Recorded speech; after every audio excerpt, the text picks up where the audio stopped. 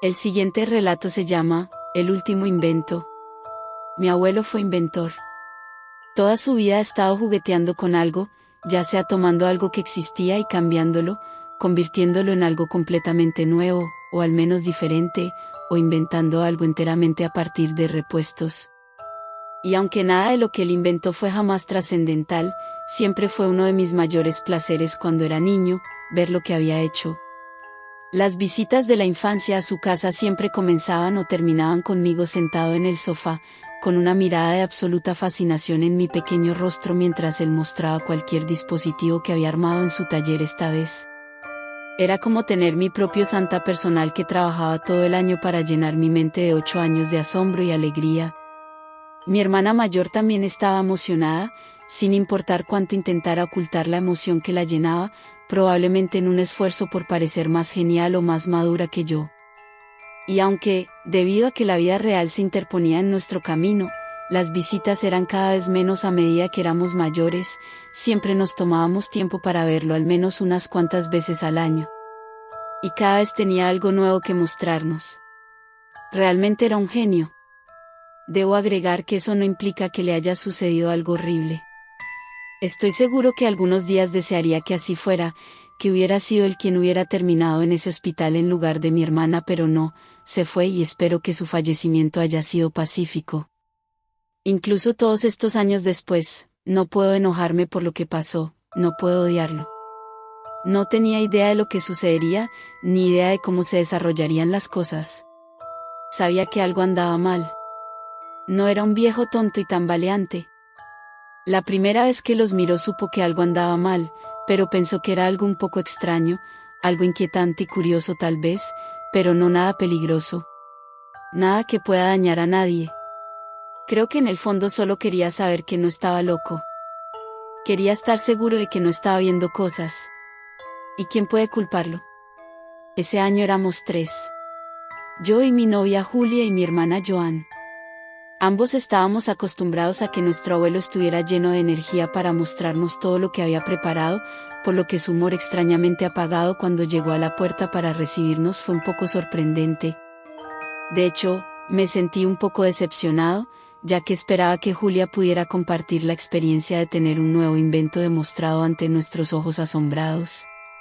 Solo habíamos empezado a salir ese año, así que sería la primera oportunidad que ella tendría de ver el tipo de cosas de las que le había estado contando. El día transcurrió bastante agradable mientras charlábamos, disfrutábamos del almuerzo y mirábamos la televisión juntos. Creo que fue mi hermana quien le preguntó, finalmente, si tenía algo especial que mostrarnos hoy. Sabíamos que había estado trabajando en algo porque, si bien era la primera vez que lo veíamos en persona en mucho tiempo, ambos habíamos hablado con él por teléfono en los meses anteriores y él nos había explicado con entusiasmo que estaba trabajando en algo que pensó que sería bastante extraordinario. Todavía no podría decirte cómo los hizo, ni lo haría si pudiera. Tampoco podría decirles cuál había sido su idea original para esos círculos de vidrio de extraños colores, antes de ese fatídico día en que los miró y vio lo que había visto. Nunca compartió detalles de su trabajo con nosotros de antemano porque quería que fuera una sorpresa, y también creo que le aterrorizaba la idea de que alguien replicara lo que había hecho. Todo lo que sé es que cuando mi hermana lo presionó para que revelara su último invento, él parecía nervioso de una manera que nunca antes lo había visto, parecía como si estuviera profundamente preocupado por algo. Dudó antes de hablar, como si no estuviera seguro de si debía decir algo antes de explicarnos que la naturaleza de lo que estaba trabajando había cambiado después de un evento inusual y que no estaba seguro de si sería una buena idea mostrarnos el resultado final. Ahora podemos haber crecido desde los días en que podíamos sentarnos en sus rodillas, pero ya sea que alguien tenga 2 años o 20 y tantos, la forma más segura de hacer que desee algo aún más es decirle que no puede tenerlo. Entonces, su desgana, que en ese momento, estoy seguro, ambos pensamos que era fingida, para aumentar el suspenso antes de la presentación, simplemente hizo que ambos quisiéramos ver su invento más que nunca. Con un poco de persuasión, aceptó y fue a buscarlo. Regresó unos momentos después con lo que parecían ser un par de anteojos. Con una gran diferencia. Las lentes no se parecían a ningún cristal que hubiésemos visto antes. Ni siquiera puedo describir su color sin recurrir a palabras como rojizo o verde, ya que no parecían ser exactamente ningún color para el que tengamos un nombre. De hecho, no parecían ser exactamente de ningún color, como si los inclinaras en una dirección se verían diferentes que si los inclinaras en otra dirección. Sé muy bien que probablemente suene más a magia que a algo que un anciano bien intencionado podría montar en su pequeño y humilde taller, pero ahí lo tienes. Mi hermana preguntó qué hacían y nuestro abuelo hizo una pausa por unos momentos, como si no estuviera muy seguro de cómo responder. Al final nos dijo que realmente teníamos que ponérnoslos nosotros mismos porque estaba seguro de que ninguno de los dos le creería si nos lo dijera. Mi hermana quería ponérselos primero, pero cuando los levantó de la mesa, él extendió la mano y la agarró. Él le advirtió que podría ser sorprendente al principio, pero que no corría ningún peligro y que si se asustaba podía simplemente quitárselos. Él le advirtió que lo que estaba a punto de ver tal vez no tuviera más sentido para ella que para él, pero que todos estábamos allí y que ella estaba a salvo. Me di cuenta de que ella estaba un poco asustada. Ella siempre fue pésima a la hora de ocultar lo que sentía la gente e incluso yo me sentía un poco inquietado porque nuestro abuelo era tan inusualmente siniestro sobre todo el asunto.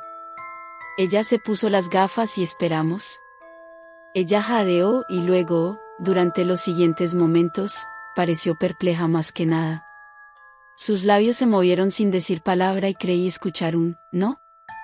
Eso no está bien, en voz baja mientras parecía mirar a su alrededor hacia algo que ninguno de nosotros podía ver. Y entonces ella empezó a gritar. No sé si alguna vez has oído a alguien gritar de horror en la vida real. Pero puedo prometerte esto, no es como en las películas. Las películas no transmiten el horrible sonido de alguien a quien amas gritando a todo pulmón, haciendo un ruido más parecido a un animal que a un ser humano. No pueden hacerte sentir las cosas que sentí en ese momento, viendo a mi hermana arrancarse las gafas de la cabeza y arrojarlas al otro lado de la habitación. Y nada podría habernos preparado para ver a Joan comenzando a arañarse los ojos, gritando más fuerte de lo que nadie debería poder gritar mientras lo hacía. Al principio fue necesario que los tres la contuviéramos. Cuando la inmovilizamos para que no pudiera lastimarse más, Julia y mi abuelo la sostuvieron así mientras yo llamaba a una ambulancia. Tuve que mirar cómo la ataban y la metían en la parte trasera, retorciéndose, siseando y chillando como un animal loco, como algo completamente consumido por el miedo. Le expliqué lo que había sucedido, sabiendo muy bien cómo me hacía sonar. Julia y yo explicamos la serie de eventos que condujeron a esto al escéptico, sino totalmente incrédulo, personal del hospital y luego a los especialistas llamados cuando nada menos que un tranquilizante resultó efectivo para evitar que mi hermana intentara lastimarse mientras gritaba así.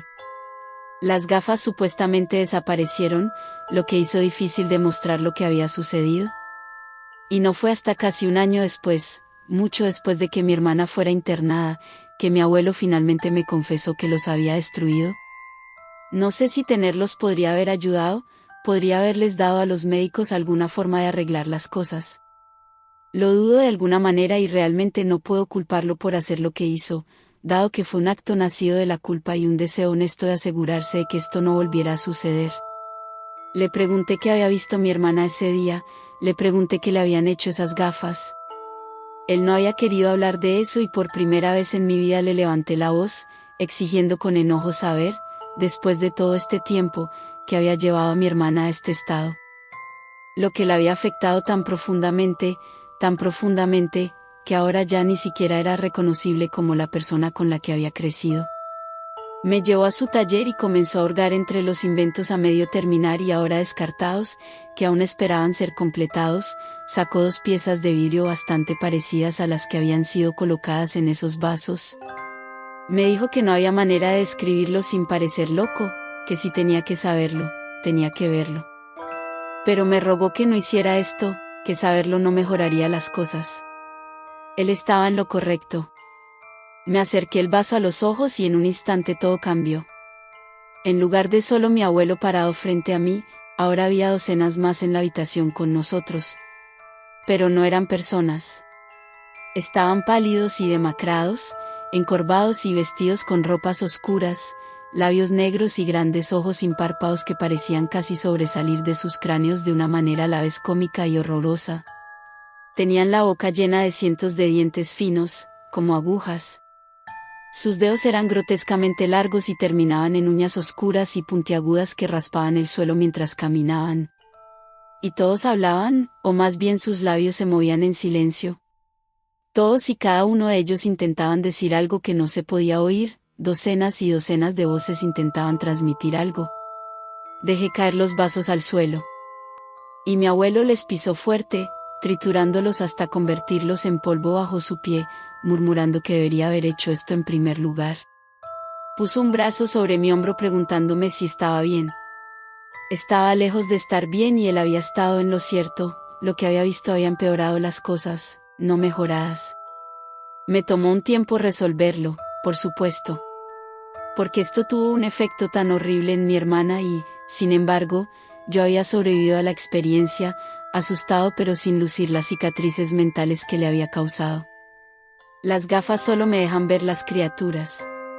No podía oír lo que intentaban decirme, no podía entender el mensaje que intentaban impartir. Pero mi hermana era sorda. Ella podía leer sus labios.